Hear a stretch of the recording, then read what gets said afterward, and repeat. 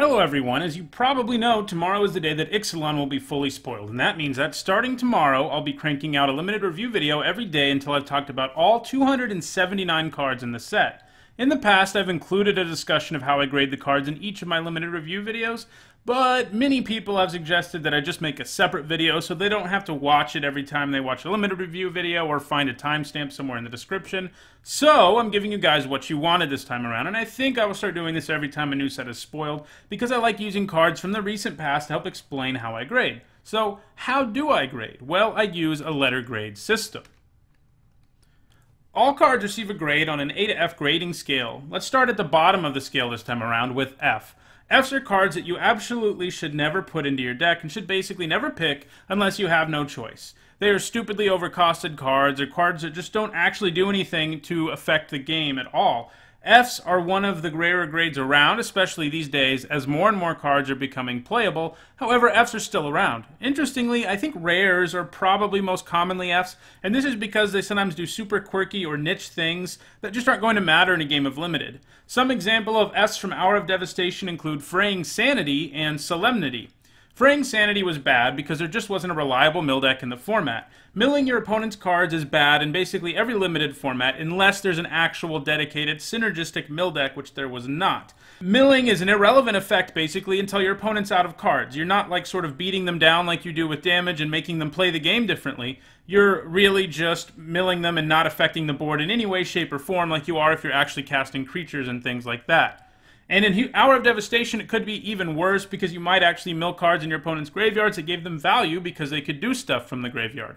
I'm sure there was the occasional Fraying Sanity deck that actually came together, but that is a 1 in a million kind of thing. Fraying Sanity is terrible and limited and you shouldn't play it. Similarly, Solemnity was horrendous in the last format as well. At first it seems like maybe it'd be a good sideboard card against a black-green -1/-1 counter deck or something, but it isn't, because you make it so all of your opponent's creatures that come into play and have to put -1/-1 counters on their own creatures no longer have the downside, and if you played in your own black-green -1/-1 counter deck, you are making it so you may as well not play cards like Torment of Venom or Splendid Agony, and that's just wrong.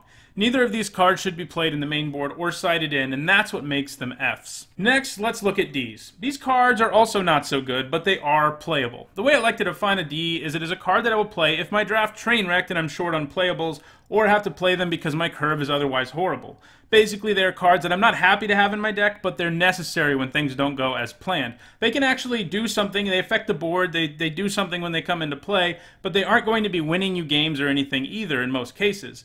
These are the kind of cards that you pick up late in packs, and you should probably never take in the first 7 or 8 picks or so, unless you're looking at some especially weak packs. Ds are usually at common rarity the most, but they do appear at other rarities. Some examples of Ds from Hour of Devastation are Defiant Kenra and God Pharaoh's Faithful. Defiant Kenra being a D is kind of crazy these days, but vanilla 2-mana 2/2s are no longer something we're excited about playing. You'll play the Kenra if you're low on 2-drops or on creatures, but it will be one of the first cards you cut when you are trying to trim down your deck, especially if you have plenty of creatures and plenty of 2-drops. God Pharaoh's Faithful is similar. If you're a control deck and you were low on early drops and could use something to slow down your opponent on the ground a little bit and even gain you some life, it could be worse, but you're certainly not happy to be playing this thing. You'd almost certainly rather have a creature who can actually trade for your opponent's creatures. Now, let's move on to the most common grade of all, and that is C. Grades for limited reviews are basically always a bell curve. Honestly, I think that is a sign of a good limited format. There are more C's than anything, an okay number of B's and D's, and hardly any A's or F's. If there were too many A's or F's in a format, the format would be really overpowered, and there would also be a lot of cards that it just felt bad to open, and you don't want either of those things to be happening. C's are the kind of card that you are neither happy to be playing or sad about playing. They're basically replacement level cards who are reasonably costed for what they do, but don't do anything super well. You don't want to take them early, but if you see them hanging around in packs in the latter half, it is usually a good sign that a color is open, and you feel fine about taking them late. Some examples of C's in Hour of Devastation are Harrier Naga and Kenra Eternal. While we are spoiled enough today that 2-mana 2/2s aren't so good and are about Ds, 3-mana 3/3s are still a pretty great rate and are Cs. Harrier Naga does literally nothing else, but he's a reasonably costed creature, and that makes him a solid card for green decks. Kenra Eternal provides enough extra upside as a 2-mana 2/2 between Afflict and the relevant zombie creature type that it also gets into the C range.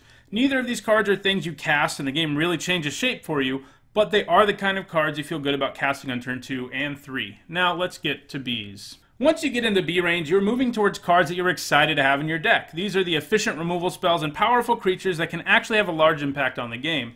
Bs are also cards you feel good about, though admittedly not overjoyed, about taking with your first pick. Getting them pick 4 or 5, though, is usually something you should be pretty excited about. Bs are most frequently uncommons and rares, but usually the best commons in each color are also in the B range or close to it. Examples of Bs in Hour of Devastation include Oasis Ritualist and Ominous Sphinx. The Ritualist was a super powerful common between giving you decent stats for its cost and the ability to both fix and ramp you. In a format that really supported those strategies, it was the kind of common you felt good about first picking. Same with Ominous Sphinx. A 5-mana 4/4 with flying is already a good rate, but it came with additional upside that really made your opponent think twice about attacking into your blockers.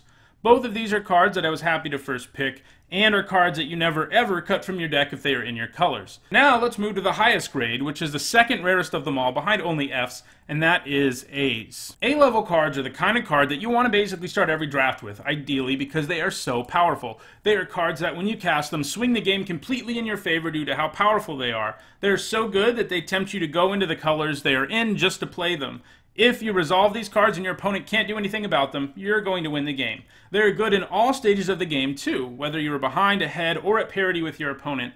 A's are almost exclusively rares and mythics, though there are usually a few uncommons in every set that make it into this territory as well. They're usually called mythic uncommons because, like powerful mythic rares, you only get to see them if you open them. Two examples of A's in Hour of Devastation are the Locust God, and the other two gods in the set as well, obviously, and Angel of Condemnation. Locust God and the other gods are all large, efficiently costed creatures with powerful static and activated abilities. If you don't kill Locust God fast, your opponent will have a swarm of insects and kill you. The three gods also all can't die permanently, other than due to an exile effect, so that makes them even crazier, as they would all be A's even without that line of text, but they have that too. They're all basically A pluses. Angel of Condemnation is also a very efficiently costed flyer that comes with powerful activated abilities, capable of exiling creatures until end of turn, or just straight up oblivion ringing things. The Angel will quickly kill you in the air and annihilate your entire board if you don't kill it. So, those are the grades that I give cards. However, there are two kinds of cards that a single letter grade just doesn't work well for, and as a result, I give these cards two separate grades. The first of these is build-around cards. These are cards that generally are Ds or Fs in your typical limited deck. However, if your deck is composed of the right cards, can end up with a much higher grade. Build-arounds are almost always uncommons, rares, or mythics. Two examples of these from Hour of Devastation are Jeru with Eyes Open and Sand Strangler. Perhaps build-around is a bit misleading for Jeru, as you can't really actively try to build around him as you can most build-arounds, since the kind of card that he needs to be at his best only appears at Mythic Rare, Planeswalkers. But I have him here to illustrate the point that a single letter grade just doesn't work for all cards. Jeru is an overcosted 4/3 with Vigilance in most decks, and that's just a D, not something you want at all. However, as soon as your deck has a single Planeswalker in it, Jeru jumps into the C+ and maybe even B- range. This is because he goes from being an overcosted 4/3 to being a pretty good bargain. For 5 mana, you get a D-level body that searches your library for what is probably the best card in it, and Jeru also makes that card even better. Sand Strangler is in a similar boat, but build-around might be more apt for this guy. A 4-mana 3/3 is not a good rate, but if you have deserts somewhere, he turns into Flametongue Kavu, which is a B+ or even an A-, and people were willing to first pick this card in this format, and I think they were right to do so, because if you first pick him, you're going to find some deserts, and you can take them, and they're going to make him even better. The more deserts in your deck, the higher his grade gets. Basically, if you have 4 or more in your deck, the Strangler is an A-level card, or at least very close to it. For all cards I view as build-arounds, I will give them both a letter grade when you don't get whatever synergy you need for the card to be at its best, and a grade for what it gets when you meet that requirement. The other category that can't properly be evaluated by a single letter grade is sideboard cards. These are cards that are Ds or Fs in your main board, but are C-level or higher out of your sideboard. This means that against certain opponents, the cards will be incredible, but against most of them, it isn't worth playing. Sideboard cards are interesting and one of the more hotly debated things by limited players. Some think high-quality sideboard cards should be taken pretty early, and others think it is better to take a C-level mainboard card than an A-level sideboard card.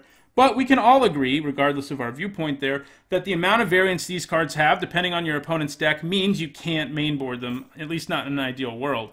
A good example of this in Hour of Devastation is the Defeat cycle. They all can only affect cards of a certain color, and as a result, you shouldn't mainboard them. But if you run into an opponent who happens to be playing that color, they all become incredibly good. Except for Nissa's defeat, which is basically always bad. Liliana's defeat here is basically an F in your main board because there's no guarantee you play against a black opponent. But if one of your opponent's colors is black, it becomes an A. It becomes an insanely efficient removal spell and is something that you should definitely cite in anytime you play against someone who's playing black. Some sideboard cards are even more narrow, like Crook of Condemnation. The Crook should never be mainboarded and is an absolute F in most situations that you do. The Crook is only going to be worth playing against an opponent where Graveyard Hate makes a difference. We're talking lots of ways to abuse the graveyard, not like 2 cards with Embalm or Eternalize. Either a ton of those kinds of cards, or someone playing an incredibly powerful graveyard-fueled engine like God Pharaoh's Gift, and then the Crook becomes worth bringing in. Admittedly, it still probably only caps out around the C level, even against a graveyard-heavy deck, but that's still 2 whole letter grades better. Well, that does it for this guide to my grades and my limited review videos. Don't forget to check back tomorrow in the early afternoon for my first limited review video of the week, where I will talk about every single white card in Ixalan. Thanks for watching.